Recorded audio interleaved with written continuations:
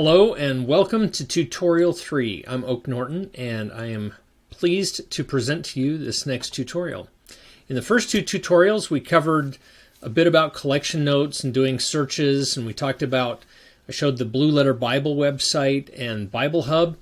And in this tutorial I want to talk a little bit more about developing your powers of inquiry and how to get better at asking more questions, because when we ask questions we get answers. You don't get answers unless you ask questions. And so even when you're reading the scriptures normally, you pause, you think about something in your head, you're asking questions, and then ideas come to you, and that's God's way of giving you back answers. But a lot of times those aren't intentional questions, they're just kind of like a pause and thinking about it, which is a form of asking a question. But if you really want to be intentional, you can ask a lot more questions and get a lot more answers. And so that's what I want to help you with in this particular tutorial. So let's start off here, and I've opened up Genesis chapter 1. And let's just look at the very first verse. In the beginning, God created the heaven and the earth. Now, the first thing you really want to do when you're looking at a scripture and you want to understand it better is you want to just start asking questions. Look at each of the words or phrases and just start asking those questions. So like, why is it in the beginning instead of at the beginning? The beginning of what? When did the beginning start? What is the heaven here? It's not the same heaven where God dwells, because that already exists. He doesn't have to create that. So you just start to ask some of these questions. And the more you ask questions, the better you'll get at it, and the more you'll start to even be prompted on what questions to ask. So from here, what we can do is, there's a lot of things you can do. You can go into the Hebrew definitions by clicking on the link button down here and go to the Blue Letter Bible site. You can see what each of these words means in Hebrew, and if you have difficulty pronouncing them, you can even listen to the professional narrator there tell you how to pronounce that word, and then you can see the definition of it. And so that's one thing that you could start off doing. Now, I have on the Scripture Notes website, if you go to scripturenotes.com and you come up here to the FAQ, you'll come down here to this link, How to Study the Scriptures. And on this particular page, I have this infographic, and it's how to study the scriptures deeper and more effectively. And it's just a very simple outline for how to study the scriptures. And so the first band there, if you will, is selecting your chapter, verse, or a topic for study. The second one talks about defining and searching for the different definitions. Make sure you understand the words being used and the context. The third one is brainstorming questions, and so I've got some information here on that. And then the fourth one is researching and answering those questions. And the fifth, weighing authority and integrity of what you're discovering, and does the meaning hold across all related verses? And then the last step, journaling. This one is the critical one that most people don't do. You find an answer, you tuck it away in your head, and you walk away. And a few hours from now, a day from now, a week from now, you will forget what you've studied. And that's the beauty of a program like Scripture Notes, that lets you save everything that you're doing in a place that you can search and retrieve it. Because you don't want to forget and lose all the work that you put into something. You want to save your notes in a single location so that you have access to those things all the time.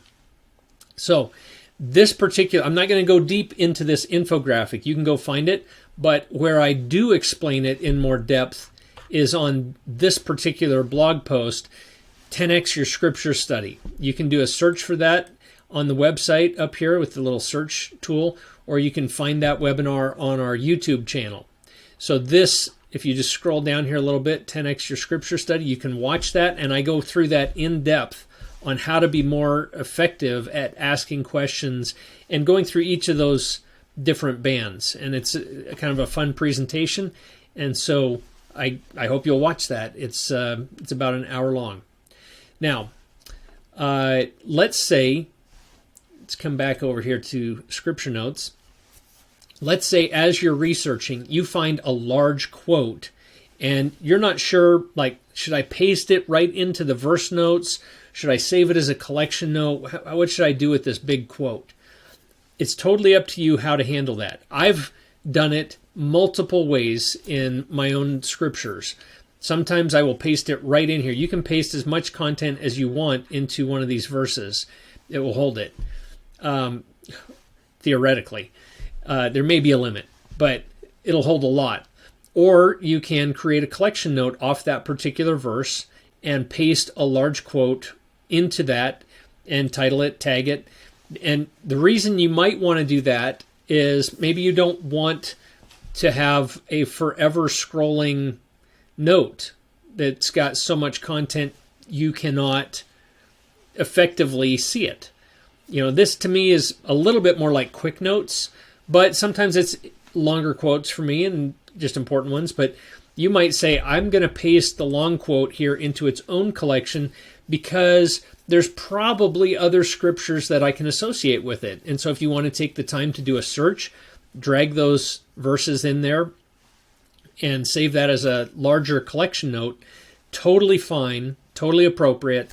It's completely up to you. This is a flexible tool, and it's just there for you to use as you choose to.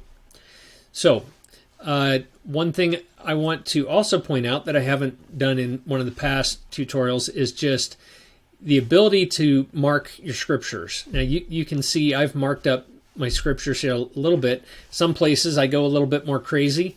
Sometimes I, haven't marked anything up in a certain area. But I have also on the website a blog post and a video on how I mark my scriptures. So you can go to how I mark my scriptures. There's hyphens between the words there, or you can search for it. You can also find it out on our YouTube channel. I'll just put in a plug for that. I'd love to have you come out here and become a subscriber. Just youtube.com/C for channel/scripture notes. And the link's on our website. So you can go out and find these tip videos. I've got, about 30 of them almost. And I just keep adding those periodically. There's some really cool ones that are helpful in how to study the scriptures, how to dig better into the scriptures. So that's a couple things on how to mark your scriptures, but the functional way you do it is just highlight something in your scriptures. And let me come down here to a verse that's not marked up right now. So if I highlight this, I can come in here, I can clean up anything I've marked with this last one, but I can bold, italicize, underline, double underline. If I click text color, I can choose one of several text colors. These are bolder colors because you want the text to stand out. And then there's the background color. This is highlighting in the background like what you see up here with the green and yellow. And I have my own technique for doing that. It's something that I learned doing a huge project called my if-then project, if-then principles. You can find my video on that on YouTube and on the website. It's just the if-then principles in the Book of Mormon. I looked up every use of the word if, and then I started going into other scriptures from there. And there's thousands of them in the scriptures, but each one of those is like a conditional statement and promise. And there's different ways to evaluate those, but a lot of fun. And it helped lead me to a place where I then had a process for marking my scriptures that was very natural for me. So let's say you want to mark up this word. You can give it a text color. Right there is blue. You can give it a background color, yellow, just like that. We have a new toolbar. I'm recording this December 1st, 2022. And we have a brand new toolbar coming. This one has a couple of weaknesses to it, and we're going to be replacing it very soon, hopefully the next week or two. And so when it's replaced, we're going to add a couple cool features. So, like for example, watch this. If I double-click Firmament, this first link that says 1828 will open up Webster's 1828 dictionary very quickly. You can see exactly what this meant from Noah Webster's Original American Dictionary. It is the best dictionary, and he constantly uses scriptures in his definitions. It's awesome. So that is like one of the best things about Scripture Notes, is that instant feature. Well, when the new toolbar comes out, there's going to be two more buttons here, one for a thesaurus and one for an etymology dictionary, meaning like, what's the origin of this word? Where did it come from? And so we just have built those into the new toolbar. So if you say, well, I don't know what else to search on this word, well, do a thesaurus check and see if by doing that you can see other words that mean the same thing, that are similar, that you can then search the scriptures for. So that's one way to use a thesaurus.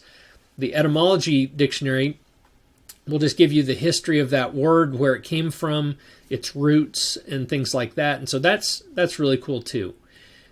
Something that helps you to get a better understanding of what you're reading.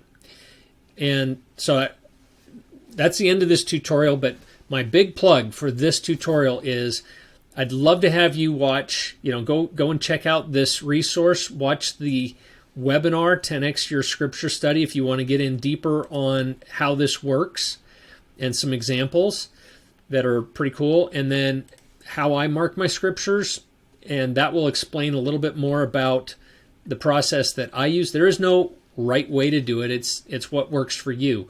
But I think it's cool to see how other people do it so that I get my own ideas as well, and that may help you come up with your own plan. And the most important thing, though, as you're reading, write down your questions, write down the answers that come to you.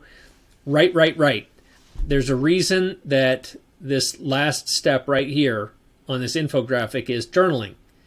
It helps you organize your thoughts, preserve your insights and research. It shows God that you cherish what you're learning, and that helps you receive more revelation. So those are all awesome things that are very powerful. And I know that if you'll do that, you're going to have a better experience in the scriptures and be more motivated to study them. So I'll see you next time. Thanks a lot.